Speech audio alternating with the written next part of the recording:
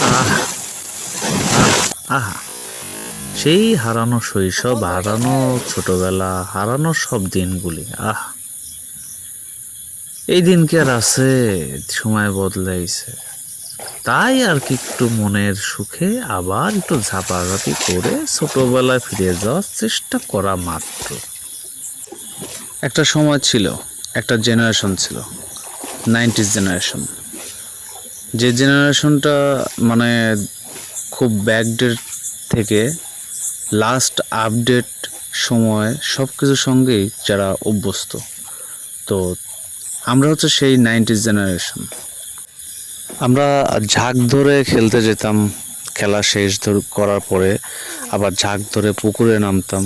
পুকুরে নেমে সাঁতার কাটা, ডুব দেওয়া, মানে পুকুরে সাঁতরাইতে সাঁতরাই ডুবাডুবি করতে করতে চোখ যখন ঘোলা হয়ে যেত, পুকুর পাড়ে মা এসে দাঁড়াতো লাঠি নিয়ে, তারপর পুকুর থেকে উঠতাম।